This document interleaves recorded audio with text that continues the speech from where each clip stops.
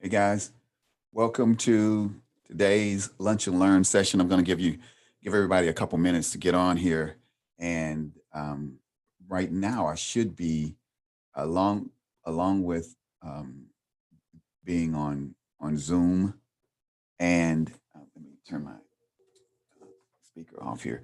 Along with being on Zoom and Facebook Live, you should be also seeing this through YouTube Live, but over on Facebook, I'm going to uh, check to make certain that it's there.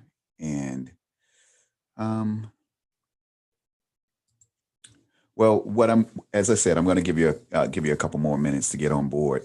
And by the way, for those of you who are just checking me out for the first time, my name is Richard Cuff. I'm president of CTI Marketing, founder of Nasimba Business Alliance, and master greatness coach at GetReadyForGreatness.com.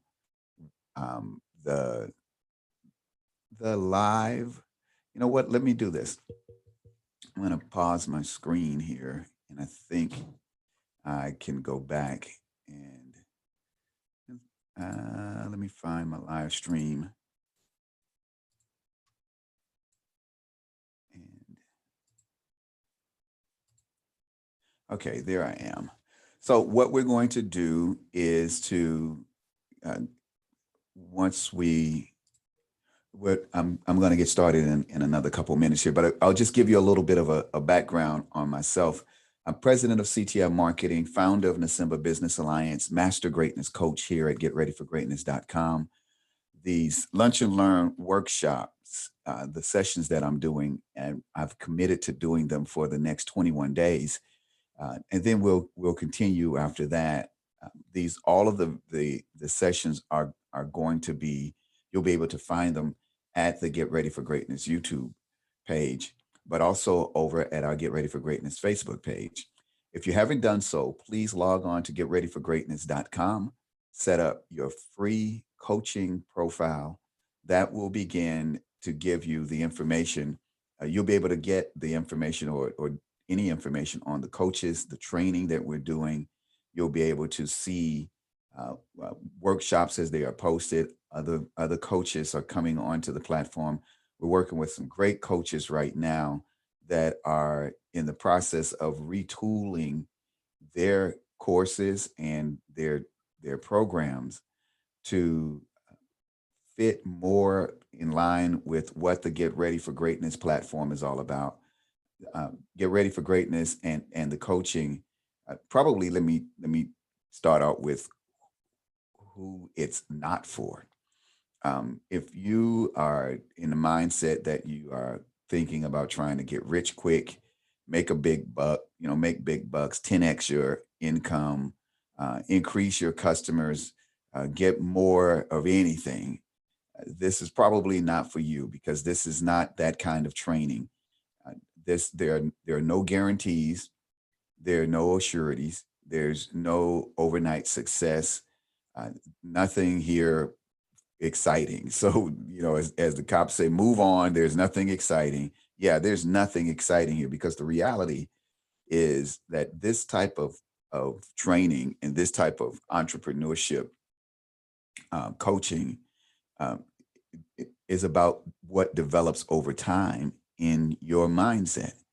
So a lot of times, an entrepreneur might be chewing or contemplating or running an idea through their mind for years before they actually pull the trigger, and then within a couple weeks, months, years, their life has changed dramatically, simply because they suddenly got out there and the market discovered them.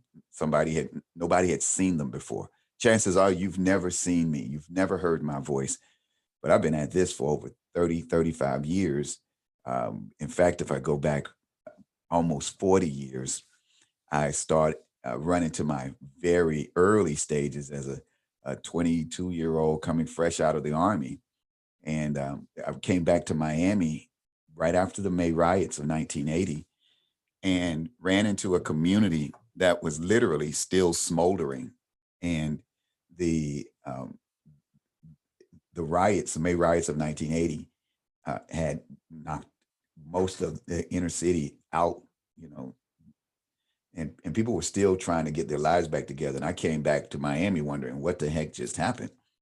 And but I ran into this guy who was the voice of reason on the radio, and he was, you know, firing everybody up. He was doing weekly meetings at the Joseph Caleb Center there in Miami on 54th and 22nd Avenue. If you guys are familiar with Miami and Liberty City, um, but that guy was this young mid 30s, early 30s something guy. His name was Les Brown. And back then, y'all, Les wasn't the Les that y'all know now. I could, you know, I can't get the Les if I tried at this moment. And I wouldn't even, I don't have a relationship. Well, no, I take that back. I know that I could pick up the phone, call Les, and we could talk, right? But my point is this: where Les Brown is today is nowhere near where Les Brown was back when I knew him. And I served. I literally served because I was a volunteer for his organization, and I think we probably worked together closely for about 18 months. And I got to know him quite well, but I was so inspired by working with somebody like Les Brown because Les was trying to make a difference, but Les hadn't discovered his voice yet. Les Les was Mamie Brown's baby boy. He would tell that story. He went into radio early on. It's inspired me to go into radio. And I've been in radio now for 35 years. So all of those stories that Les tells, I had the privilege of hearing them in the front seat of the car. You know, that was really cool. So Les but Les said something once, and it stuck with me because it was the first time that I heard anything like this. He said, "If life knocks you down, try to land on your back because if you can look up, you can get up." And man, that was what a brother needed to hear back then because life kept knocking my behind down. But I've got so many stories to tell.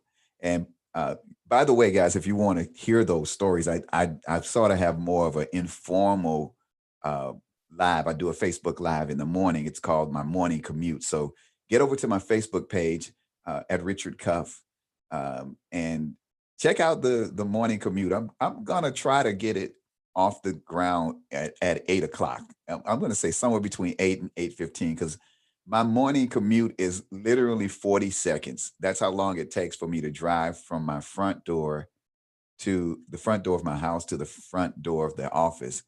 And someone said, "Well, why are you driving if it only takes you 40 seconds?" Because this is just the beginning. I have to leave from here and go out and work with clients. So that's where my morning commute, those commute miles, is not even a mile.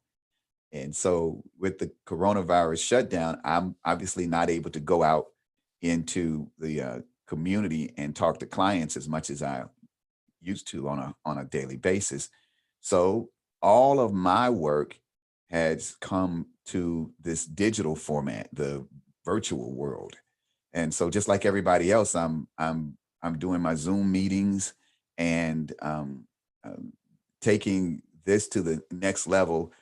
So I'm on Zoom right now, and if you go over to, you should be able to log on to richardcuff.com, and you will get to the uh, my Facebook page, and I think I'm still, yeah, I'm there, so um, you can check me out there.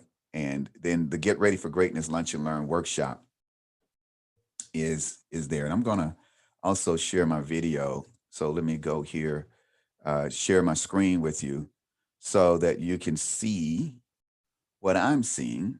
And yeah, and then we're gonna get started here very soon. So we're about, yeah, it's about now time to start. So if you are on YouTube, thank you so much for joining me on my YouTube live. Thank you also for joining me over on Facebook. Thank you for um, just liking and following and becoming part of this community. And I can't, I really am grateful. I just thank God for the life that I've had the opportunity to live, and thank God for all the great and wonderful things that have taken place in my life as I've been um, growing and going back and forth, dealing with the obstacles that life has thrown at me. Guys, I'm setting up my screens here, so making certain that I can get over to where I need to get to. So I'm going to share my screen with you, and then that way you can see the lunch and learn session. So thank you guys for joining me for this week's lunch and learn. We're going to try and get everything wrapped up within an hour, and then I'll make all the videos available. You can see them here on my YouTube, the Get Ready for Greatness YouTube channel. Please subscribe and like it. You can see that I don't think I have any subscribers right now, primarily because I'm moving everybody over to this platform. And also, we haven't been doing much to promote it, but that's going to change very soon. And I'm going to show you guys something. I want to show you while we're still waiting for folk to come on. I'm going to pull up my calculator here, and I want you to see this the as you see the calculator, because I'm going to put that right front here. Let me put it like that. So the reason why I want you to see this calculator is that I want to show you where my mindset is in my coaching, and in one of my coaching sessions. I call this, that I'm about to show you, the paperclip test. And I've been doing the paperclip test for years because it has helped me with decision making, especially decision making um, in stressful situations. Our biggest problem as entrepreneurs is that we often make long-term decisions based on short-term circumstances because the pain, the pressure, the stress is like really on us. And so we sign that agreement, we get rid of that employee or whatever it is that we do. We're doing it based on those temporary circumstances, but we've made a long-term decision. So now we've got to deal with that thing for a long time. So what I'm saying is, let me show you the paperclip test, because the paperclip test will help you to think that decision before you're making it, before you pull the trigger. You are going to take that thought through this paperclip test. So I want you to imagine that you have one paperclip, and that one paperclip represents your biggest problem, the biggest problem that you're facing right now. And then take that paperclip and put that paperclip in the palm of your hand. So when you put that paperclip in the palm of your hand, as you are um, as you're putting that paperclip in the palm of your hand. Let me pause the share for a minute. So when you as you're doing that, and that paperclip is in the palm of your hand, you are uh, what you're thinking is, the paperclip is the problem, the palm of my hand is the solution, right? So the paperclip represents the problem, the palm of your hand represents the solution. You place the paperclip in your hand, and I don't have any on this desk or in this studio here, but you ask the question, is the palm of my hand a good system for holding paperclips? And yeah, the answer is yes, of course it is. Palm of your hand is a great system for holding paperclips because it's not going to fall out.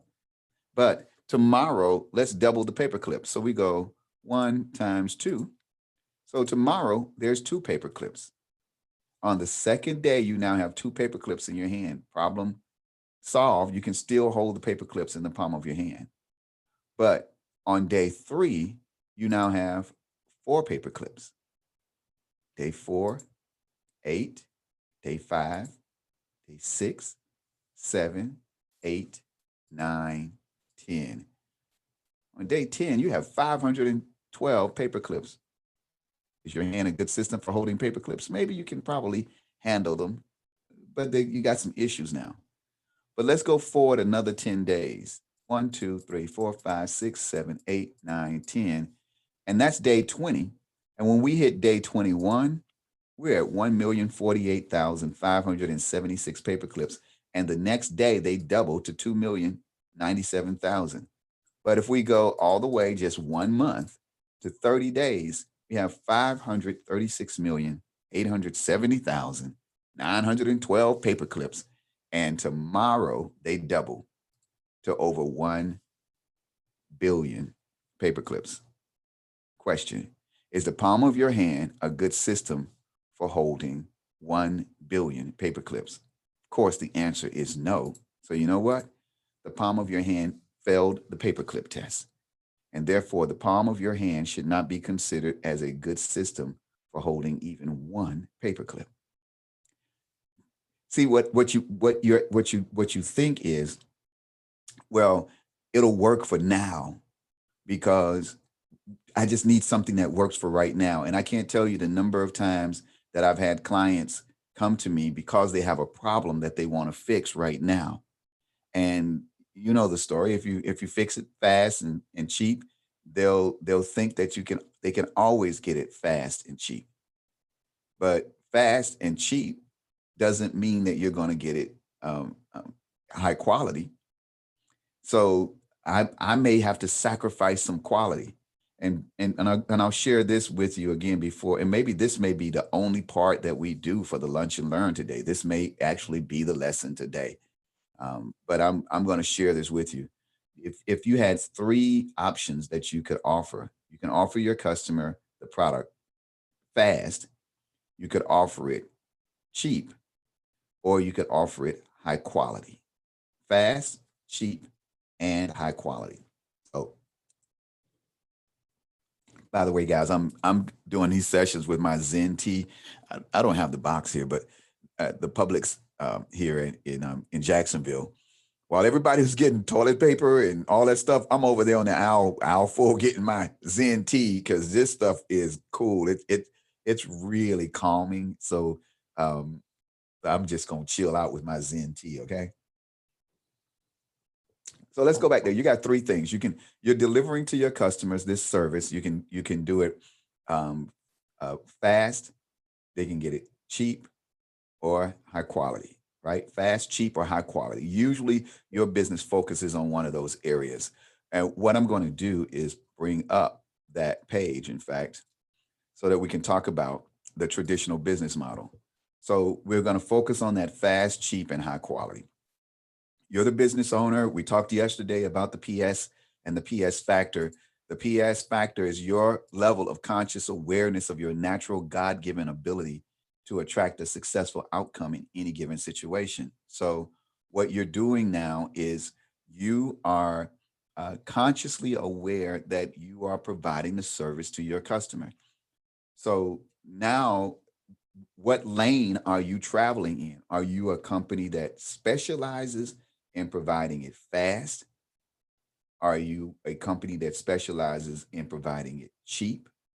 Or are you a company that specializes in providing it high quality? You can only choose one of those three lanes.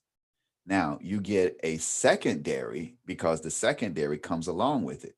So if you provide it fast, you can also provide it cheap, fast and cheap, or you can provide it fast and high quality. So you got fast. Let's choose fast and high quality. That's what I do. I can provide it fast, but I also provide high quality. And probably the reverse is true. My lane is high quality and fast. So I provided high quality, but I provided fast. And I'll talk later about levels of efficiency. But I have a lot of efficiencies that allow me to do it fast, but the quality is there. So the customer, my customer, sees the value in the quality. Your customer might see the value in the price. Another person might see the value in the service, but there's going to always be the place where they see the value, and then the second um, uh, benefit that comes along with it. So they get the value and they get the benefit. But here's the problem, and this is important for you to understand as the business owner. The value that the customer gets, that they see when they're getting their value, or if value is your thing, or quality is your thing, or or speed is your thing, that's where the customer sees the value. The benefit is that second thing, but that third one, they can't get it. It doesn't exist. You shouldn't even try it. So this is how it would look: fast, cheap, and high quality. You can get it fast and you can get it cheap. So you can get it fast as the value, cheap as the benefit, but you're not going to get it high quality, because I cannot give it to you fast, cheap, and high quality. So you're going to get fast and cheap, but it won't be high quality. And a lot of people are okay with that. There are plenty of masks. In fact, right now, if you're watching this during the coronavirus thing, this is April 8th, I think today is. You're getting this. 3M is now making and manufacturing masks. They're supposed to be churning out 3 million masks, or whatever, 30 million masks, or whatever these masks are that they're making. But chances are they're not going to be like extremely high quality, because we want it fast and we want it cheap. Obviously, the federal government is not trying to pay $100 per mask. So they're going to get fast and cheap, but they're not going to be high quality. They're going to serve the purpose.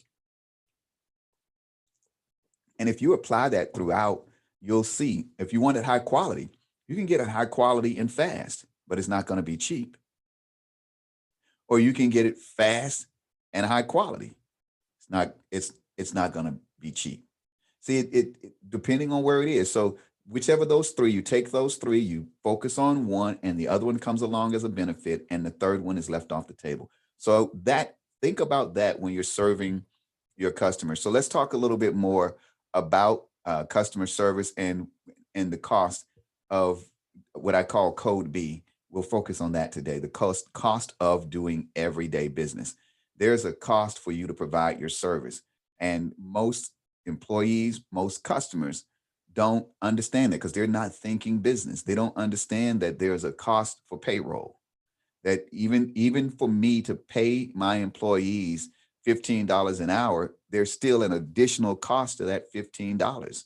In fact, in order for me to pay someone $15, unless I'm paying that person to do payroll, I still have to go and pay someone to do payroll, or I have to take the time myself to do it. There's a cost. So there's always a cost, and I call it code B, CODEB, cost of doing everyday business. If you're operating your business and you're not willing to operate under code B, then you might as well go out of business, because that's the penalty for violating code B. The moment you do not pay the cost, you are no longer the boss. So you have to pay the cost, and in order to stay in business. And let me share this with you guys. The struggle that everybody is having with businesses today, I can guarantee you there are entrepreneurs all over this country that are going, are you kidding me? You're shutting down because of this? I'm going through this every day. I've been struggling to meet payroll for the last 5 years. And somehow every 2 weeks, that entrepreneur is making enough of a deposit into the bank that whoever's preparing their payroll, we have a payroll company that we partnered with, great software that we use, but it does all the payroll for our clients and everything. But we submit it, and then it says to me, make certain you deposit this much in the bank, because we're gonna come and get that. See, I can do the payroll, but it's that part of making certain that that money's in the bank when that transaction hits, so that those paychecks will go out. Entrepreneurs, business owners, man, we go through that all the time. But the employee, all they do is they open up that envelope, they look in it, there's the check. They have no idea what you, the entrepreneur, went through to get that done.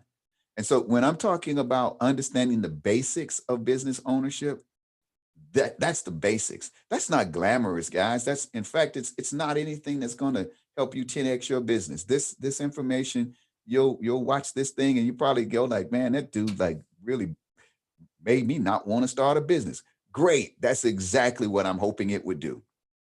Because if this information that I give you discourages you, just the information is discouraging, then you're not ready. And that's the best thing that you could actually admit to yourself, that you're not ready, because you're going to save yourself thousands, tens of thousands of dollars trying to throw money at a problem. The paperclip test that I talked about earlier, it'll start off as $1, and then tomorrow it's $2, and the next day it's 4 and 8 and 16, and day 21 it's 1,048,576, and day 30 is 536,870,912. Those, yeah, I see those numbers every day, guys. My point is this: operate under code B or don't. There are no choices. You don't have any other choice. And so as an entrepreneur, if you're going to get out there in the game, you got to be in this game to win the game. That's the number one thing that an entrepreneur that you need to know before you start your business. This is not a cakewalk. This is not free government money. You're talking about lives. You're literally hiring people who they come to work for you expecting a paycheck at the end of the week. Now, I know, yeah, that doesn't sound right, but that's the way that it is. So these people are expecting you to provide them a paycheck at the end of the year. Why? At the end of the week. But why? Because they're going to take that paycheck and they're going to go and pay their bills, rent, mortgage, car, children, tuition, whatever it is, it's going to spread out in the economy.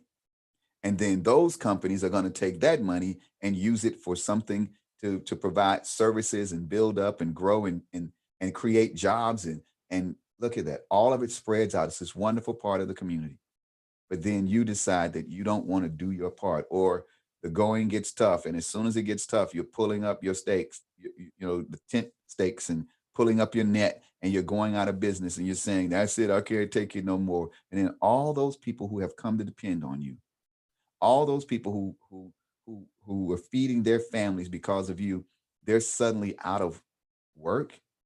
Why? Because you got out there and you started doing business, and you started thinking that, well, this is what business is all about. Good times, money making, going to the bank, and you're on Facebook and doing your live and showing everybody a handful of money. I don't see too many people showing a handful of money right now. Why? Because ain't nobody got no money. That's why. Nobody's got money. The money markets have stopped. Everybody's losing money. Yes, there are certain people that are making money. And as with anything, there's going to always be somebody making money. But I'm talking about the mindset to stay in the game. There are a lot of people that the moment the heat got turned up, they bailed out. So if you're that person, this is not for you. You can turn off the video right now and move on, because I'm just telling you like it is. Entrepreneurship is no joke. It's not something you just roll out of the bed and you decide to do. So let's look at what it looks like. And the PS factor, I'll continue to emphasize this, is it's your level of conscious awareness. You may only be thinking on the physical level. This morning during my morning commute broadcast, I talked about the 4 great laws as we are on day 3 of the progressive mindset.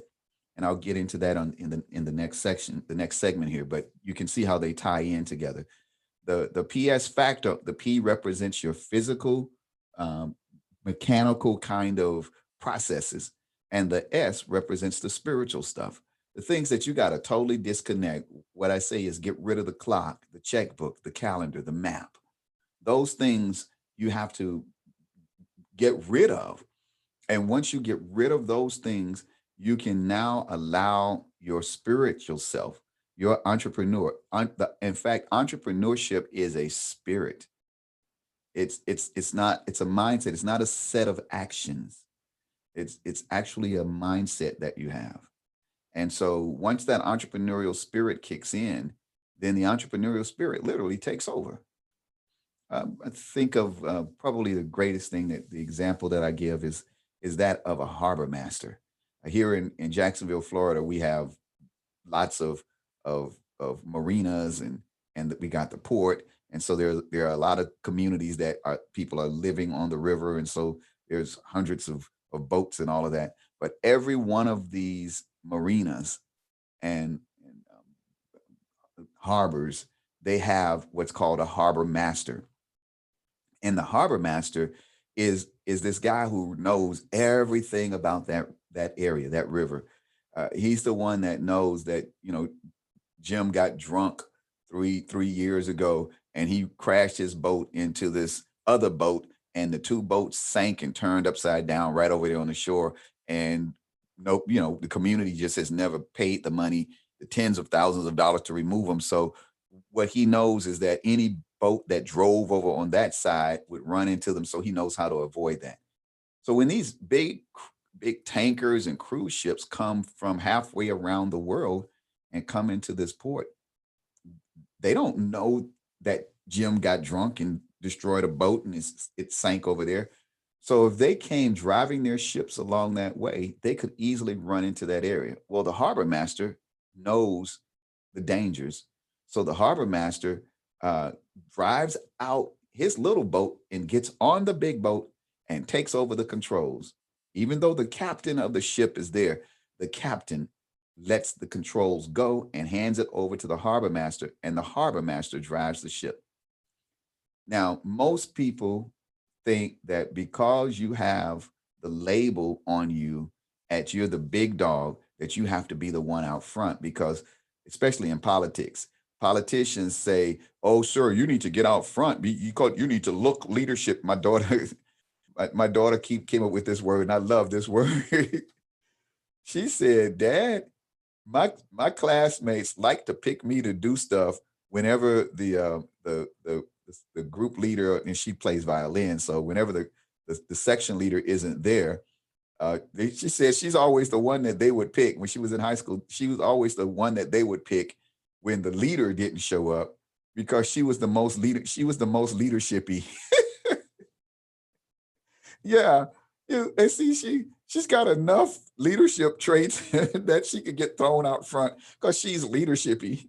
Well, leadershipy is good maybe for the moment, but you can't just be leadershipy all day, every day, standing out in front and doing a press conference or taking the controls of the ship, and you don't know what you're talking about. You got a few big words that you know how to use. We're going to we're going to circle back around that, and we'll we'll have a team meeting, and you throw out a couple terms because you heard somebody use them in a corporate setting, and that's all you got. You're leadershipy. Yeah, but those are the people that crash the ship against the side because they didn't see it coming, but they saw it coming and just didn't know how to avoid it. But even a great captain knows how to give up the controls to the one who really knows how to do it. And so the greatest leader is able to put people out in front, not stand out in front by themselves all the time and appear to be leadershipy. So that's what's happening in this process here. That as you begin to grow your business, you want to surround yourself with what I call OQP, only quality people. Again, we'll be touching on that on the next segment. But what I want you to do is realize that as your business is growing, you're operating under code B, you're applying the PS factor, you know that you are physical, mental, emotional. You go from physical, mental, emotional, and then you're doing spiritual. And so you're doing that. You're applying the paperclip test. You're doing all these things because as an entrepreneur, that's how you have to think. Okay. So let's look at this, and we talked yesterday about the Pareto principle, the 80-20 rule. Basically, 80% of your activity will bring you 20% of your success, while 20% of your activity will bring you 80% of your success.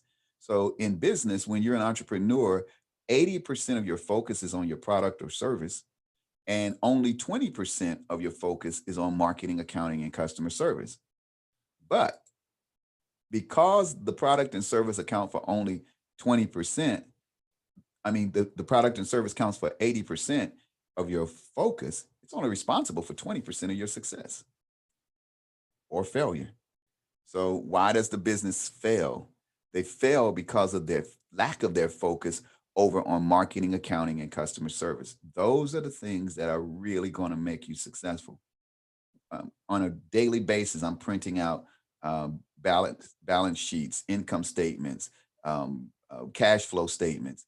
All of these are the statements that our clients need for us to have an intelligent conversation about what their business is doing, because we can circle numbers and we can show them where this time last year you were here, but look at where you are now this year. Those numbers tell you something.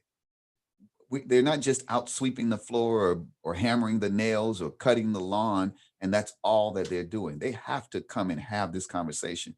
Now, because we emphasize efficiency, they don't spend a lot of time here, but it's certainly a major reason for their success. So what we talk about what they're doing, they're hiring a staff and paying for that staff, and it can be as much as your startup business. You could actually see startup costs about $73,000. But what we do, we we take your ability or inability to manage everything, because no one can manage everything. We become the harbor master over here on that marketing, accounting, and customer service side. So our Concentel mobile CRM software and the incubation system, all of that kicks in. And now you are able to focus on what you went into business to do. That's the mindset you should have, um, for as you're operating your business. So you can get that cost down, even if it came down to half, you'd be good. But lowering the cost is just not enough. What we're able to do with our system is we have a membership, and that incubator membership is where the bulk of the service, that 80%, it's tied up right there in this amount. That's $1,600. That's a 1 year incubating process, and we have a 4 year system that's $6,000, and we actually have a what we call a micro franchise. If you're really planning on building out your coaching business or any business, you literally take our whole system and just drop it into your business. In fact, we are positioned right now with our company to sell our micro franchise at $16,000, which would normally be 150,000 on the low end to as much as $1 million. These franchises, because we have a micro franchise at just $16,000 that we'll probably sell 1,000 of these franchises every year, just 1,000 a year at 16,000.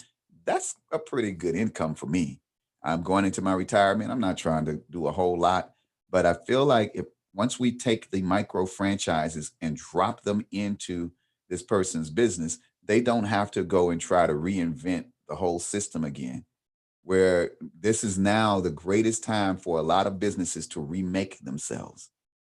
So as these businesses are getting back on their feet, they're not going to hire the same people, because Albert Einstein said it best: the very definition of insanity is doing the same thing over and over again, expecting a different result. We do we do soaring stock market, economic crash, $2 trillion stimulus, soaring stock market, economic crash, $2 trillion stimulus, soaring. We're going to keep doing that. No, that's insanity. Now is the time to remake the whole system, and entrepreneurship is going to go forward. I'm going to stop sharing my screen for a minute here. But what I want to do now is we're going to go into the next segment. This first segment that I go through is really, as I said earlier, it's my understanding the basics of business ownership workshop. The second part of the workshop, or this lunch and learn session, is the focus now over on what I call the PS factor. Uh, Please go over to the psfactor.com, and that'll take you to the podcast. I sort of pushed pause on the podcast for a moment so that I could bring all of these other components on board, because they all work together. These We have three different companies that take an approach that work all together. So we've got our CTI marketing, we've got our um, the Nasimba Business Alliance, we've got Concentel, our customer service department with CTI marketing, and all three work together to form this new company. Um, Part of the reason, and I realized that I've been doing a lot of work at home, guys. So let me pull up this next segment. I'll show you and I'll share my screen in just a moment here. But let me go here, share with you my screen, and we're going to go into the second part of the workshop, and that's focusing in on uh, the PS factor and the mindset shift that is going to be necessary. So this week one, we're focusing on what I call the progressive mindset. But overall, let me just share with you the information about the workshop and what the workshop is about. This course is designed to help you understand the significance of balancing quality relationships with an effective and an efficient use of time. Now, balance is a myth. It's really harmony that you want, where they can work together. You uh, one of my mentors said it best. It's not it's priorities. That's what you want. So you can't get balance, but you can get priorities. So you're not trying to balance your work life with your home life. You're not trying to balance the time that you spend with your wife with your children. You can't do that. It's impossible. What you want to do is prioritize that when it's time for you to give your wife attention, you give your wife that attention. You are 100% present. When it's time for you to focus on your husband, you focus on your husband. You are 100% present. Your husband doesn't want you around. Believe me, ladies, your husband don't want you around all the time, but he does want some quality time. And so, Lord knows I don't want my wife around all the time, all the time. Oh my goodness. So we want to balance quality relationships, and what we also want to do is in balancing those quality relationships, you're going to also learn how to manage your physical and spiritual resources in order to reach your goals and achieve greatness. And I know that's going to get back to my wife somehow. She will find out. So in this workshop this week, as I mentioned, we're talking about understanding the progressive mindset and further developing your PS factor. And we've been talking about that. We've been emphasizing all week long these three things. I want you to put this, I call this the Rockefeller principle. John Rockefeller was famous for saying, you want to own nothing but control everything. And I truly believe Rockefeller had discovered spiritual principles and figured out a way to incorporate those principles into his life. So what he was doing was simply taking this one Bible verse. Well, actually, it's a combination of the two. That the earth is the Lord's, the fullness thereof, the world and they that dwell therein. That's Psalm 24:1.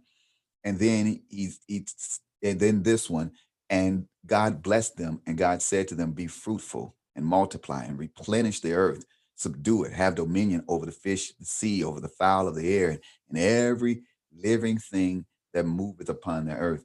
There's one translation that says like the creeping things. It's all about your thoughts.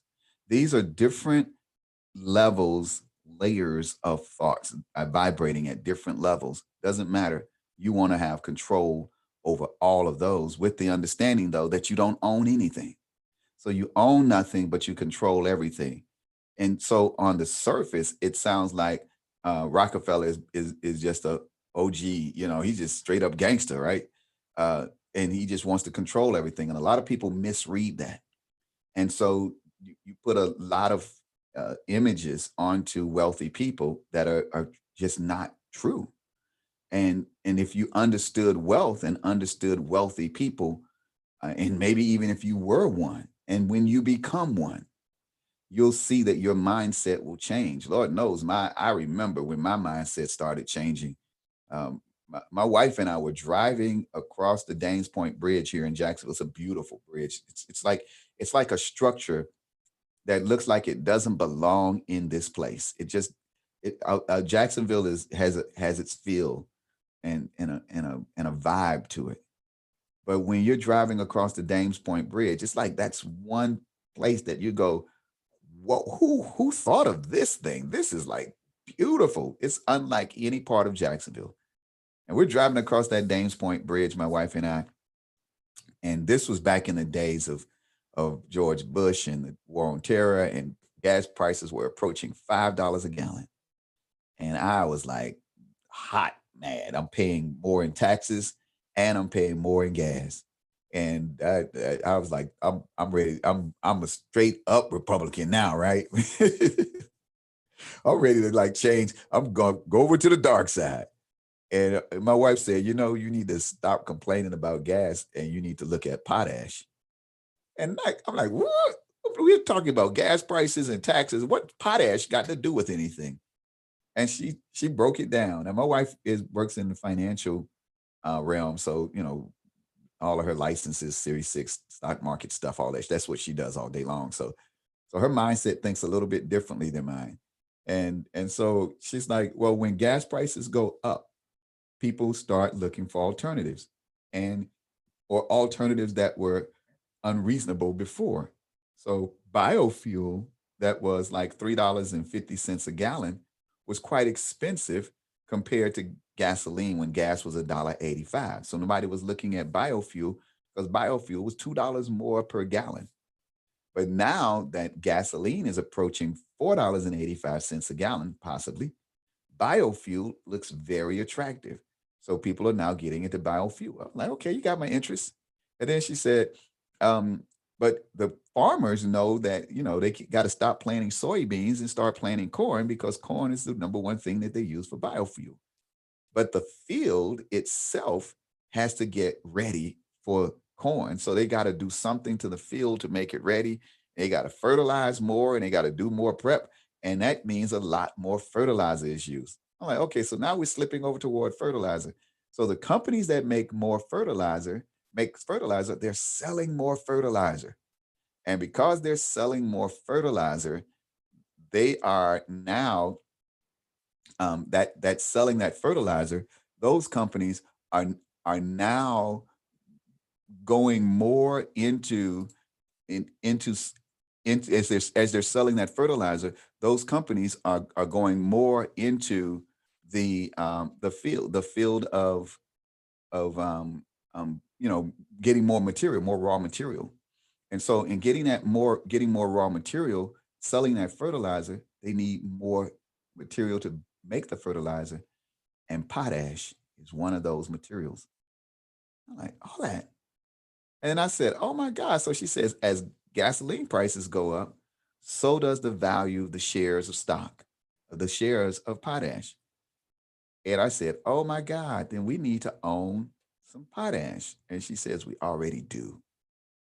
See, my my point is that you're if you're thinking in the money game, your thinking will change. You'll stop complaining about how bad things are, and you'll start looking at where do I need to move my money? Where do I need to invest? So that's the Rockefeller principle. You own nothing, control everything. Those two Bible verses tie everything in together. All right. So now you want to create your own system, and we went over this yesterday. And you can go back and look at yesterday's and you'll see how I went into it more into detail. But I want to go further beyond the PS factor today. And we've talked about the PS factor, OQP formula. Again, the previous lessons, we covered this already, but I'm just going to go through it. I want to really get to these 9 characteristics here. And this is going to come in, these 9 characteristics of what I call OQP. They're going to come into play next week when we go through the 7 uh, steps to overcoming adversity.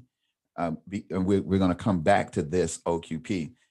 Uh, I, I've been teaching this thing for decades, but I hear a lot of people now say it because it's sort of out there. But when I created this, I wasn't thinking of it just like surround yourself with OQP. A lot of people say, put OQP, only quality people. When I say surround yourself with OQP, I mean surround yourself with the characteristics of OQP. Meaning it serves no purpose to be surrounded by athletes who can slam dunk a ball and you can't even dribble.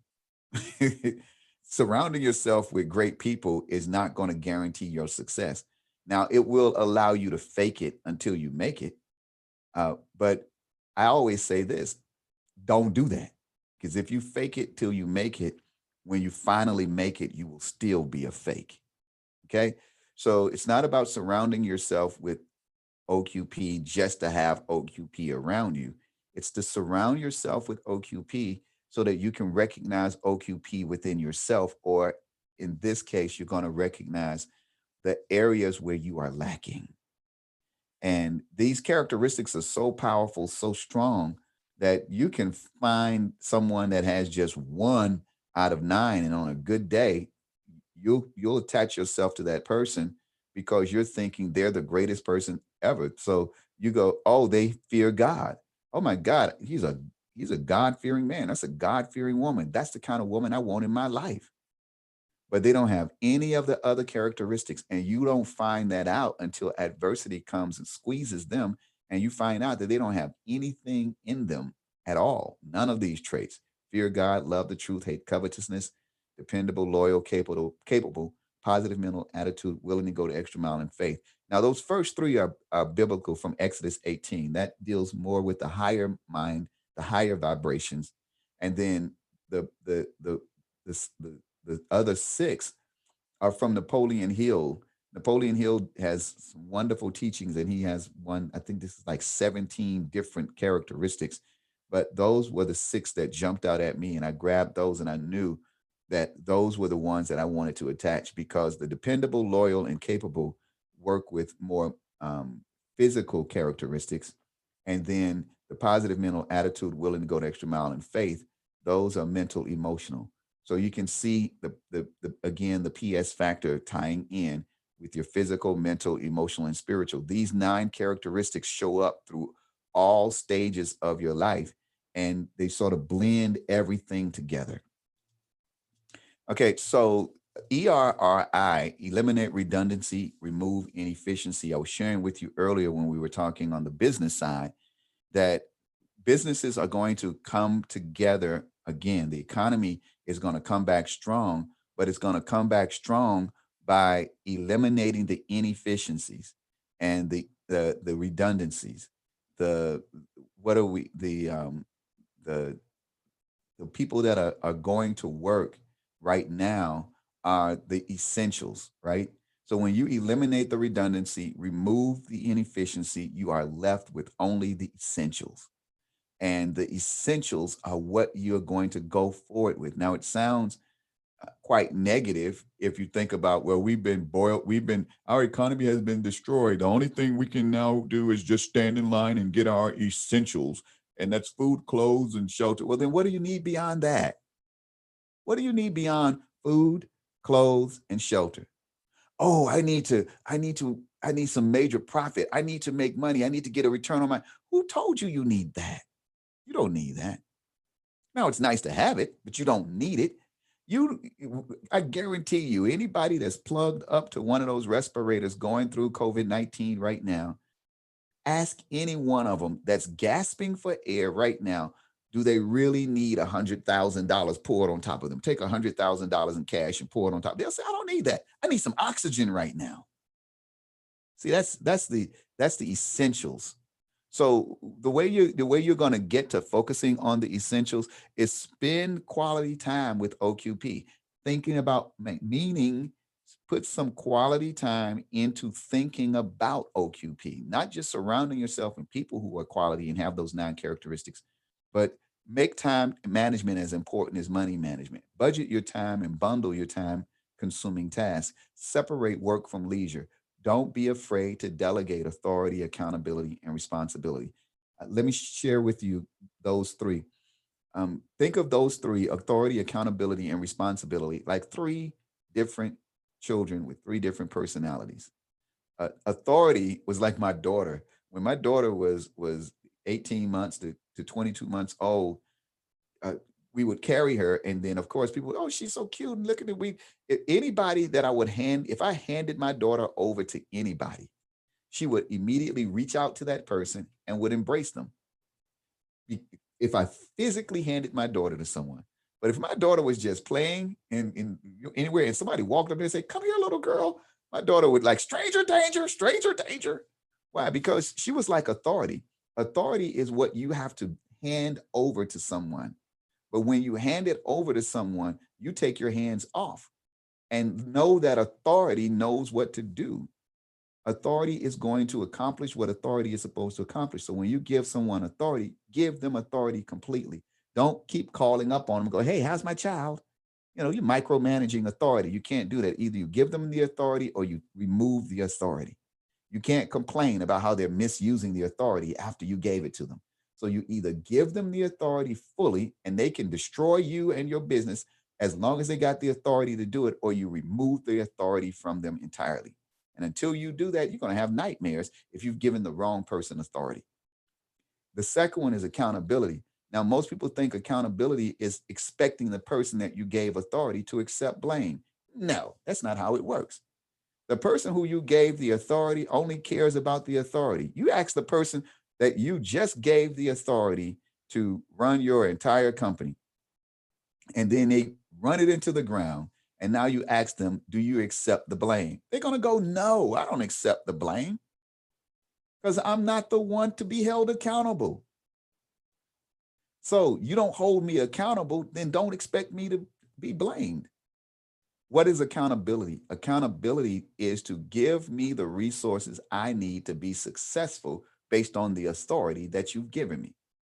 So you can't give me the authority to run your company. And then the moment I tell you that I'm going to use my authority to get rid of all the minimum wage workers, and now that I get rid of all the minimum wage workers and I put security fences around the building and I want everybody to badge in because now I'm CEO of the company and I have authority that you gave me, you're upset now because you want some level of accountability. You want to blame me for those things. What accountability is if you give me authority, accountability means you're going to guarantee my success.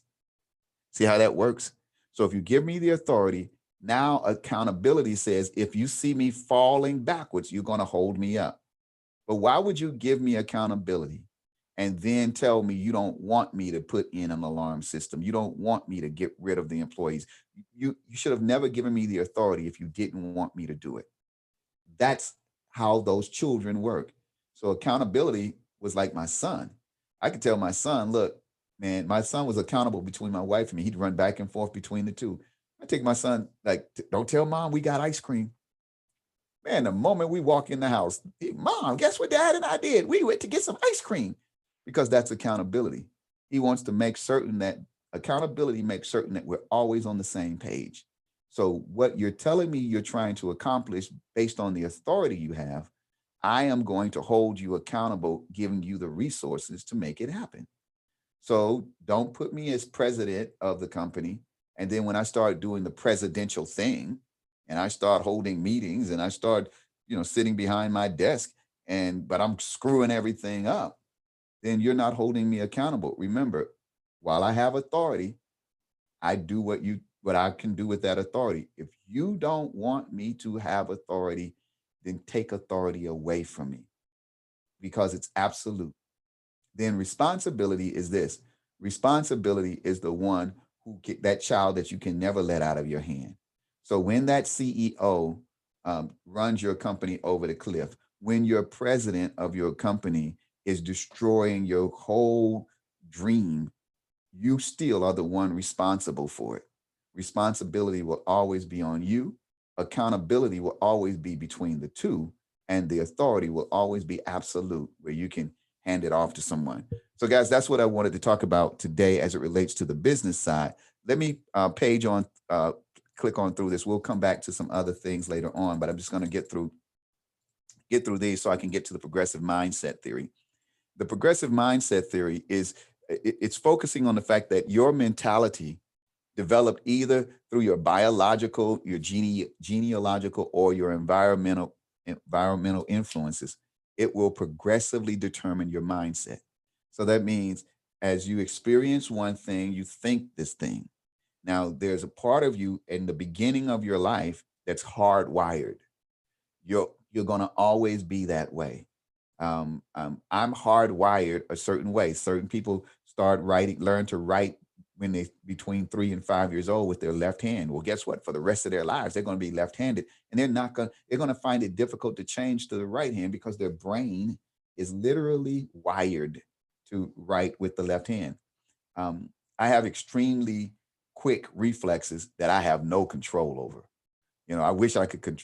If I could control my reflexes as fast as they are, I'd be Spider Man. But I'm not. So there's this thing my son would do when he realized that I had these uncontrollably fast reflexes. He would take a tennis ball and he would throw it toward me, and then he would wait until it's about 6 feet away from my face, and he'd say, "Dad." And when I turn, suddenly the ball is right in my face, and then my hand would just come up and catch the ball.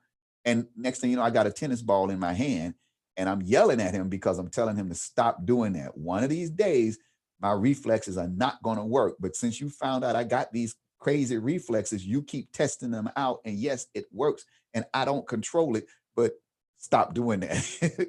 So we are wired certain ways. Our biology wires us. Our genealogy wires us. It's in our DNA. You have that little smile, that glitter in your eye, that your nose is shaped the way that it is, the body shape, your skin color. All of this comes from your genealogy. You're that way because your dad was that way. And then you got those environmental influences. So those things all shape your mentality, but it's the mentality that is the end result that gives you the mindset. That's where things get locked in. That's where you start getting your outcomes. So it's shaping you physical, mental, emotional, and spiritual. Again, those are four things that we're seeing. And you're going to see throughout this course that the physical, the mental, the emotional, and the spiritual all work together. So um, I love Bible verses because of the wisdom. Um, I've said this earlier that you should really make three things part of your journey to wisdom. If you want to use this downtime to put more into your mind, you want to create a study from the Bible. You want to create a study of history, and you want to create a study of current events. So when you're studying is Bible, history, and current events, you sort of create this straight trajectory. Now, the Bible sort of serves as you put your hand on the Bible and you say, "Do you swear to tell the truth, the whole truth, and nothing but the truth?" Well, there is the truth, and you get the truth through current events, but you can also get it through fake news, or you can get it through old news, or you can get it through news that has been interpreted, or propaganda and all that stuff. It's the truth, but it can become alternative facts. And if you're only dealing with the the current events, that's what you're getting. But when you plug it against history, now history doesn't lie. Now you got to weigh this particular truth. That's the truth. But now you get the whole truth. Oh, when I get the whole truth, it changes. They're here in Jacksonville locally, and I love the video. I think it's News for News for Jacks, I think is the television. Forgive me, guys, if I say the wrong station, but they have this wonderful promo that there's a woman, she's walking, and I think she's either pushing a baby or she's walking with the little girl. But the little girl starts to run ahead of her really fast, and then the camera cuts, and there's a guy who's sitting on the bench, and he's got on a skull cap, and he's dressed in black. He kind of looked like the typical burglar, like a guy that's going to break into your house. And so the little girl runs past him. And what the news anchor is saying is sometimes things look one way when you look at them from one angle. And from that angle, this guy jumps up and he runs and chases the little girl. And from the angle that you see it, you would think that he's kidnapping this girl because he's going to run, snatch her up, grab her, and keep running. And the mother is going to be without the child. And that's exactly what it looks. And they freeze the frame. And then the camera spins around and he says, but when you look at it from a different angle, what you see is what the guy saw was a car was coming. He jumped up to grab the little girl before she could get hit by the car. Now you didn't see the car until you looked at it from the different angle. So that's what happens when you are getting the truth. But when you don't get the truth in as it relates to connecting to the the the the historical look, so the historical perspective, you just have the truth. But now you don't get the whole truth. So the whole truth comes from the when you look back at the history. Now compared today to 20 years from now or 30 years ago, 40 years ago, you get a different perspective. I am the greatest ever. There's nobody been ever greater than me. I'm the greatest of all times. I am the greatest. I've knocked out more people than anybody. And you go, wow, that is the truth because he's knocked out 300 people. And then you go back and you go into history and you see that there was somebody who knocked out 450 people. Suddenly, this truth, in light of the whole truth, changes. But now there's nothing but the truth. And that's where the Bible wisdom comes in because the Bible are stories that grew out of the Greeks and the Hebrews and the Romans. All of these people took their truths and tested against these stories in the Bible, and the truth won out. So if the Bible story had been sort of misinterpreted, they kind of moved it around to make it reflect what was really true. And so now you got the truth, the whole truth, nothing but the truth. But wipe all of that out on the physical level, mental, emotional, and let's get to the absolute truth. Here's the absolute truth. The absolute truth is that God is God is everywhere present. Then God's here's the absolute truth when you're talking about wealth as it relates to money. The absolute truth is God's wealth is unlimited. The absolute truth as it relates to your physical setting is God's universe is unlimited. Don't feel like you're loved or people hate you. The absolute truth is God's love is unlimited. See, you don't need to break that down to the truth, the whole truth, and nothing but the truth, because there's no interpreting this absolute truth. It's like there's nothing that's opposite or equal to this fact. God's wealth is unlimited. God's universe is unlimited. God's our universe is limited. There's only so many stars in our universe.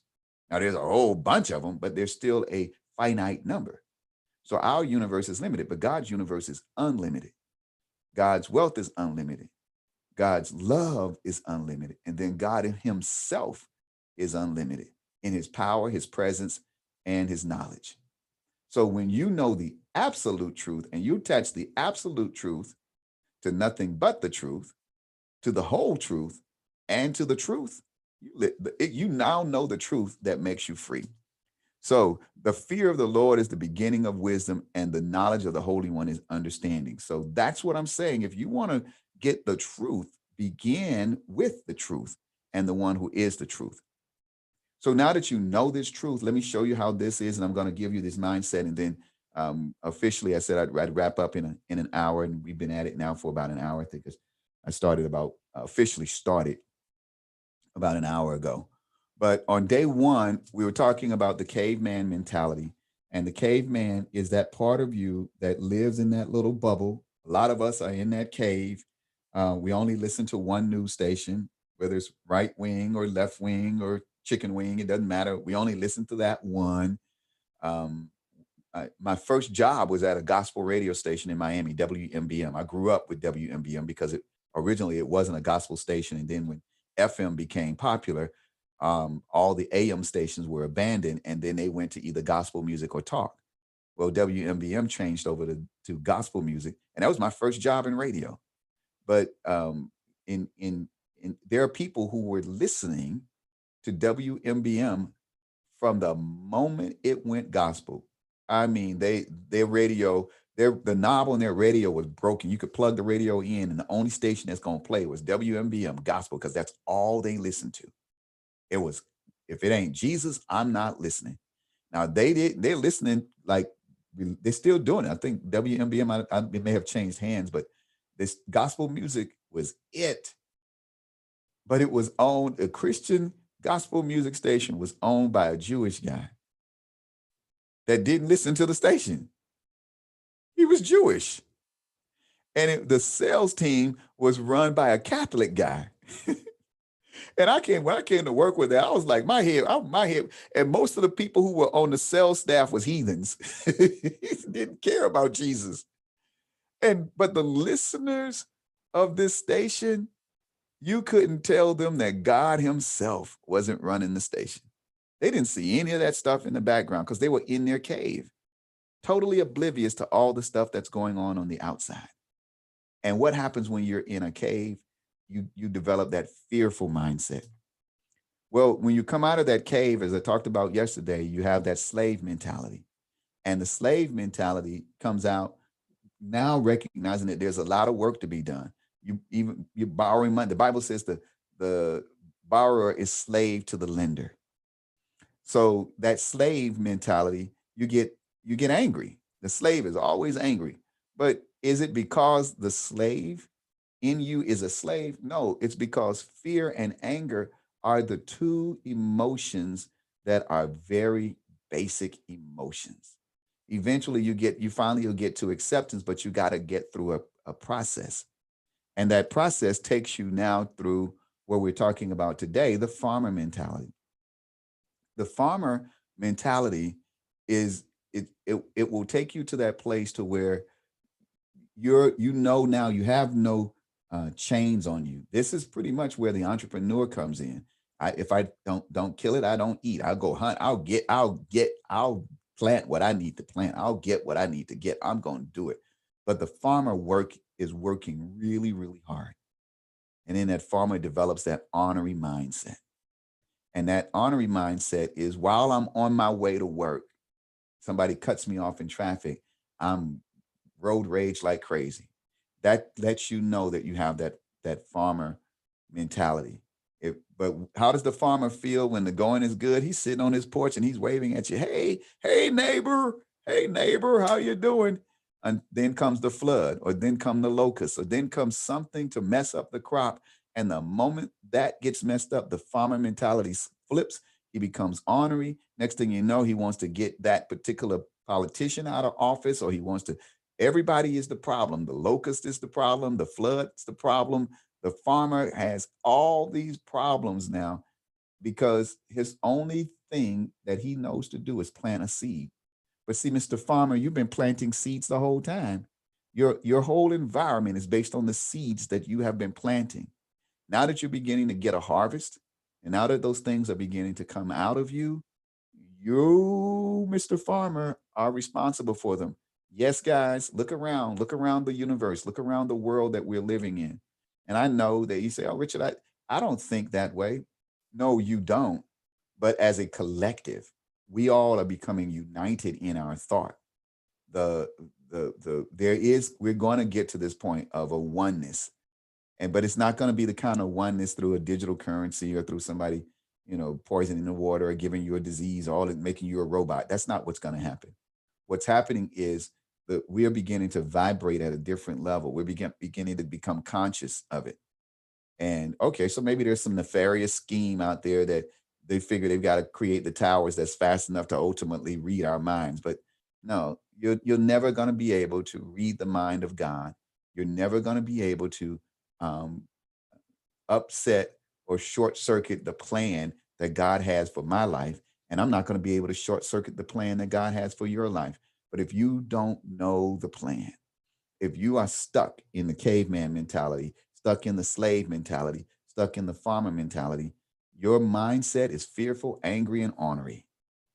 Let's talk about what we need to do to move up to the next mindset. And I'm going to share that with you guys tomorrow. Hey, listen, I thank you all so much for joining me. And just continue to check in on me. You can log on to richardcuff.com. That's going to always bring you over to the YouTube, my Get Ready for Greatness YouTube. So you can see all of these sessions, and they'll be all up each one. And I'll change the label. I realize I have to put the days on there.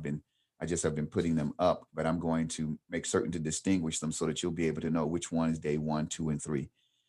You'll be able to go through the training. What I'm also going to do is make the training a little bit more concise when I offer it as a part of PS Factor 21 Days to Greatness. So I'll take some things from this video and put some other things together and make it where you're able to actually use the workbook for the study guide. So when you do that, I want you to go to getreadyforgreatness.com, and you will see that you can create a free coaching profile. There's no cost for you to create this coaching profile. It just gives me your contact information so that I can send you info. If you can't afford anything that you see on the page, anything that I offer, if you cannot afford it, just shoot me a message and let me know that you can't afford it. Listen to me. I'm going to find a way to make certain that you get what you need so that you get to the place where you can afford it. The fact that you feel like you cannot afford it or your circumstances say that you can't is the very reason why you need this training. And so I'll work with you because the process can begin with free. It literally begins with free. And then it just says you're not ready to start. So I had to learn this. I wrote a note to myself when I first moved to Jacksonville with everything I owned in the trunk of my cousin's car. And 6 months later, I end up on the street homeless because my aunt got mad at her husband, decided to kick me out. And I don't know why I never thought about it, but the thought never crossed my mind to get on the Greyhound bus and go back home because there was no go back. So I had to learn and grow and move up. And my thoughts changed, but along the way, I created this Get Ready for Greatness program. And so the my story in my beginning, when I came with that note, I wrote a note to myself that said, starting over is not going back. It's moving forward to a brand new beginning. And I kept finding that note, man. Every time I go through some adversity somewhere, I'd find the note. And then finally I said, God, why do I always find myself starting over? And God said, you never began. And that's when it took me through I went through a 90-day mind blowing transformation, understanding that there's two parts of me. And I did not realize that until that moment. But there's two parts of me.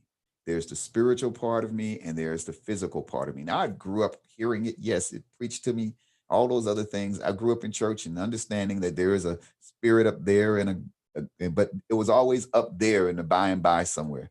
I never realized that it was all in here and here. And even in my gut, there's literally a consciousness inside your gut. There's some interesting documentaries on what's going on. When you say you get a gut feeling, you are literally getting a feeling in your gut that's telling your brain some things because it's sending you signals from there to your brain. So it's like two different brains are in your body. And then you have this heart. So you got the heart, the brain, and your gut. They're all working together. But I didn't know that I had not found a beginning. And so I was starting over and starting over and starting over and starting over. And then I began. And once I began, you can never unbegin because beginning is in God. That's the difference. See, start is what you do in the flesh, in the earthly realm. And there are plenty of things that can come and mess up your start, from an economic downturn to a category 5 hurricane to an earthquake to a stray bullet. All of those things can mess up your physical start, but nothing, my friend, can undo your beginning. So when you begin your business, you can never unbegin. God began you. So in order for me to unbegin you, I'd have to turn you into an embryo, shove you in your mother's womb, separate the sperm from the egg, return you to the mind of God, find my way into heaven, direct myself toward God, and God holding you in his will, wrestle you out of God's will, destroy you in the presence of God, and then hope to get out of heaven alive.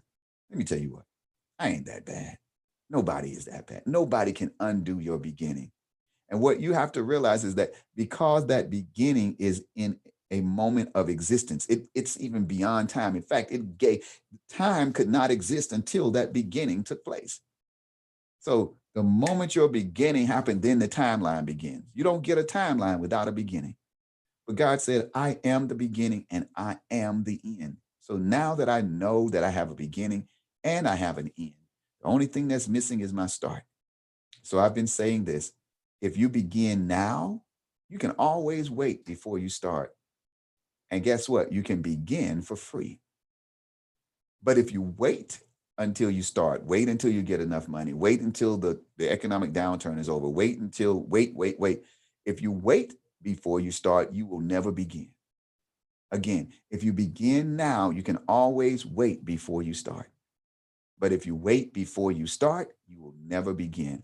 I want you to begin. So begin by going to getreadyforgreatness.com, fill out the free coaching profile. I'll get the information. You will see the option that you have to purchase the $49 for the coaching workbook, and I have a meditation tape there as well. I've also added the book from, and I keep saying I'm going to bring uh, the book by Jay Forte. It's called the Greatness Zone. I don't have the physical book; it's in my other office, and I'm doing this live. But I'm going to actually end and bring the book over here, so I'll have it tomorrow to show you. But you can see the copy of the book online at getreadyforgreatness.com. And then yesterday I did a live. You can go on my Facebook page and see it. And I introduced you to a guy named um, Nan Yo. Nan is well, we call him Yo, but he's from Liberia. He says the LIB, baby. He's from the LIB. But I mentioned that if you logged on to um, Get Ready for Greatness and created your page and then purchased the $49 training, we were offering our One Vision reward card. The One Vision reward card is the the key to get into um, our Concentel Mobile Cultural Capital Marketplace. Within the Cultural Capital Marketplace, you earn points anywhere you shop. So they go onto your card. Now we're in the process of partnering with Visa or MasterCard, but that card will come out soon. Now we were supposed to be launching that back in March, but the shutdown just literally stopped everything. And not only did we lose the opportunity to launch, we also lost the momentum behind that launch. So it's going to, this right here allows me to keep the momentum going. But the One Vision reward card is the beginning of your account that will allow you to begin to store points as you do business within the marketplace with each other. So what I pledged yesterday, and I'm going to continue to mention this on a day-to-day basis, is for every purchase of this reward card, it's very simple. $9 off of every card is what we use to cover the cost of the software and the network. So if we've got a 1,000 people signing on a month, you know that we're spending about $9,000 a month on software and IT to make certain that we can keep up. So that's how we simply budget it. Now, your business may not allow you to budget this way, but I use modular pricing and I use modular budgeting. So it helps me because then I can just my thinking is I'm good with taking my hand off the wheels and letting a higher power work things from day to day. Your business may not be able to work like that. You may need a lot more control. I don't need that much control. I just simply say $9 from every card will go to this account to cover the expense. $10 from every card will go to our nonprofit fund to make certain that we can continue to do things that we've been doing for the past 20 years, providing violin lessons, music lessons, and supporting nonprofit organizations around the country. So again, we got 1,000 members. I got $9,000 to budget. I've got $10,000 that can go to nonprofits, but that leaves me 30 bucks. So those 30 bucks, though, I can get really creative and we move those dollars through affiliates within our December Business Alliance and our what we call our New Wall Street Alliance, and then our partnership with several other organizations. But December Business Alliance has the New Wall Street Alliance, and these are investors, and we'll talk more about that. And so, um, but this card right now, I announced it yesterday that I just want to sell 100 of these. And when we hit 100, The budget will go exactly the way that it's going. And we've got $3,000 that we're going to put into Yo's business, his lawn care service, to help him move up. Go watch that live, man. You'll see, look, you'll see, and I'll post it on this page as well. But you'll see uh, Yo's get up. He's got a trailer, a little wagon, literally a wagon that he has attached to his bicycle, and he pulls his lawnmower around. In this economy, he's still operating his business. And he knocked on my door and said he'd cut my lawn because my lawn needs cutting. I haven't cut my lawn because I'm busy working. This is, as an accountant and a marketing professional, this is the busiest time of my life. So I know that I'm going to be working for the next 10 years to help individuals overcome what they're going through right now. I'm fortunate in that way. So, and this is one of the ways that, in rather than me taking all the profit from this company and doing the reverse and saying, hey, I could easily keep $40 from each membership and put $9 out and and still do everything that I was planning on doing. And I'm just the new Jeff Bezos, right? No, I'm not trying to be the next Jeff Bezos. Enough of those $1 billion businesses. We need some maybe $10 million businesses. But if we start putting $10 million businesses in communities all over the country, we'll see a totally different America instead of $1 trillion company somewhere in who knows where, just controlling everything. So, guys, that's I really extended 15 minutes more than I wanted to, but I love what I do, and I love entrepreneurship. I know that the only way that we can usher in this era of greatness is when we begin to get to the point to where we are just projecting love, that energy of love. And I'm not talking about this surface thing just from the physical level, but I'm talking about physical, mental, emotional, and spiritual love that comes from above and through us. That only love can reverse the hate. So you're going to begin to see those three hashtags. You're going to see get ready for greatness, the hashtag only love will, hashtag reverse the hate. And hopefully, as more and more people begin to join this movement, you're going to start seeing those three hashtags appear, because those hashtags don't represent what I believe.